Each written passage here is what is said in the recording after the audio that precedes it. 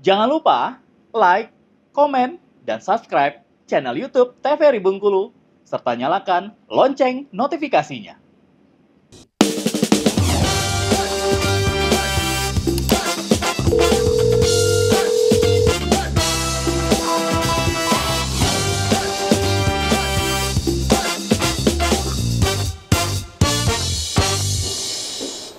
Baik, kembali pemirsa, kita di Dokter TVRI Bengkulu bersama Kita Sehat tentunya, dan kita masih membahas tema mengenai penyebab maloklusi ataupun juga gigi berantakan bersama dengan Dokter Gigi Yunita Francisca MMR, spesialis orto, dan juga Dokter Elsa Gempitasari. Baik, kembali mungkin Dokter Elsa ada yang mau ditanyakan sama Dokter Gigi nih, berhubung ada Dokter Gigi kita di sini ya kan? Jarang-jarang kan ya, Bu? Jarang-jarang makanya.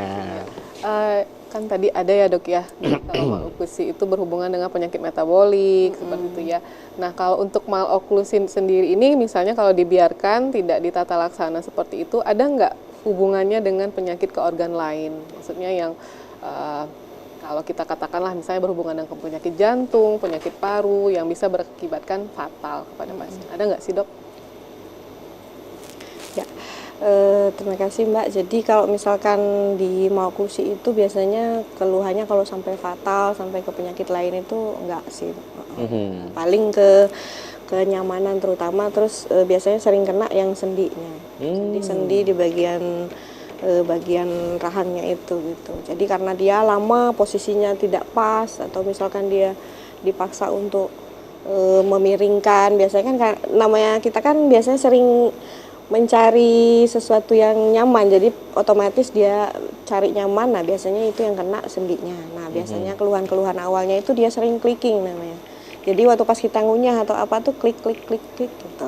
Nah kalau misalkan awal-awal lanjutan lagi bisa jadi nanti dia sakit. Setelah sakit nanti bisa jadi ya itu yang nguap, dia nggak bisa nutup lagi, atau ketawa lebar dia nggak bisa nutup lagi, kira-kira gitu. Oh, jadi nggak ada ya ke penyakit yang lain ya. Oke, baik. Nah, kalau misalnya nih dok, ada kedua orang tua yang giginya udah bagus nih, tapi anaknya mengalami gigi berantakan ataupun juga maloklusi, itu penyebabnya apa? Takut-takutnya itu orang tuanya, oh bukan anak saya nih katanya. Oke, apa itu dok kira-kira penyebabnya tuh? Ya, biasanya kalau misalkan sudah, misalkan tidak ada keturunan, ibu bapaknya bagus gitu, terus anaknya, nah biasanya selain kebiasaan buruk tadi, jadi kan banyak kebiasaan buruk yang bisa menyebabkan maloklusi, kayak misalkan ngedot, ngempeng, mengulum jari, bernapas lewat mulut. Jadi istilahnya kalau misalkan kita bernapas lewat mulut itu, dia lama-lama lengkungnya itu dia ngecil gitu, sehingga dia maju giginya. Terus ngemuk jempol. Selain itu juga dia kalau misalkan pada anak-anak, dia itu selain kebiasaan buruk tadi itu kariesnya. Atau misalkan dia udah yang tadi dia udah lepas duluan, nggak diapain gitu. Oke, baik. Keturunannya itu bisa keturunan bukan dari orang tua yang dekat atau yang agak jauh pun bisa juga nggak sih? Bisa juga. Oh bisa juga ya dokter ya? Namanya genetik. Ya kadang. Jadi kadang kan ada faktor genetik yang langsung diturunkan, ada yang dia itu resesif dulu ya dok ya. Jadi kayak misalkan resesif dulu pada bapaknya dia resesif, dia tidak terlihat. Nah kemudian ternyata pada ibunya juga ada resesif. Nah, turun ke anaknya jadi dominan. Oh gitu. Nah, misalkan memang perlu bibit-bibit bobot ya. Oke, baik, kalau gitu lanjut silakan dengan slide-nya lagi. Kita mau dengerin dulu lagi penjelasan mengenai penyebab maloklusi atau juga gigi berantakan. Ya. Oke. Ya, selanjutnya ini tadi prolong retensi.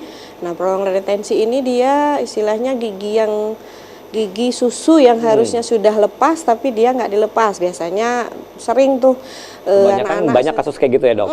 Sudah dibawa ke dokter gigi tapi anaknya takut, nggak mau diundur lagi sehingga kadang sampai dewasa pun kami sering masih menemukan. Masih menemukan gigi susu? Jadi masih ada gigi susunya yang tidak dicabut. Jadi kadang misalkan gigi susunya tumbuhnya di sini tetap.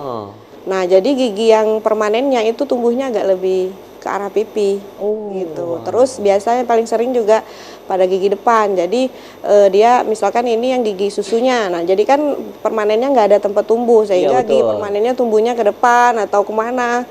Dia kan mau keluar, dia mencari tempat gitu. Betul. Biasanya sering juga apa yang sini gigi taringnya yang sering tumbuh di sini itu. Oh iya, Siul apa sih? gingsul. Gingsul. Nah, Gingsul. itu juga bisa jadi gigi gingsul itu yang paling sering terjadi ini. Nah, contohnya ini. Oh itu Dia gigi. udah mulai Oh, gingsul iya. karena dia nggak ada tempat.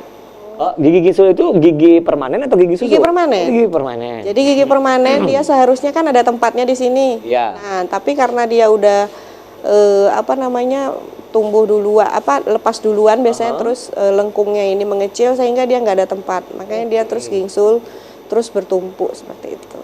Batas gigi susu harus dicabut itu umur berapa, Dok? Iya.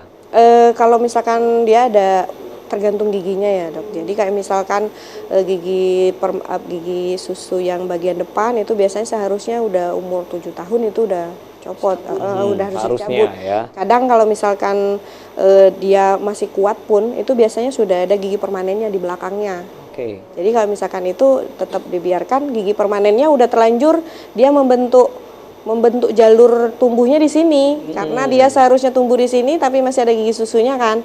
Nah, jadi dia membentuk jalur sendiri di belakangnya biasanya. Nah, kadang untuk tahap awal mungkin bisa kita anjurkan untuk anaknya misalkan dia posisinya di belakang. Nah, awalnya itu kita anjurkan untuk didorong-dorong aja pakai lidah misalkan. Nah, cuman kalau misalkan ada juga yang nggak bisa, ya itu tadi mungkin kalau masa tumbang kita bisa melakukan dengan fungsional, tapi kalau misalkan dia sudah dewasa ya terpaksa dengan dibehel tadi itu. Gitu. Kemudian delay erupsi ini jadi gigi permanennya itu memang lama tumbuhnya, yang seharusnya 10 tahun udah tumbuh dia nggak tumbuh. Oke. Gitu. Kemudian kelainan jalur erupsi ini biasanya emang ada, jadi gigi taring itu seharusnya di sebelah gigi seri 2. Tapi kadang dia ada tumbuhnya di belakang. Jadi agak lebih belakang di gigi dekat daerah molar kecil gitu. Tapi memang udah dari sananya gitu. Bukan karena terus ankilosis ini jadi akar sama tulangnya itu menyatu gitu. Biasanya penyebabnya karena dari selain memang ada penyakit, dia juga bisa trauma. Jadi kayak misalkan anak kecil kadang jatuh gitu, kebentur, nah bisa jadi menyebabkan ankilosis. Oke, baik dokter. Kita jeda iklan lagi ya dokter. Nanti kita akan dengarkan lagi slide-nya dan juga penjelasan tentang penyebab dari maloklusi dan juga gigi berantakan. Baik pemirsa, tetap bersama kami di Dokter Kita TVRI Bengkulu, bersama kita sehat.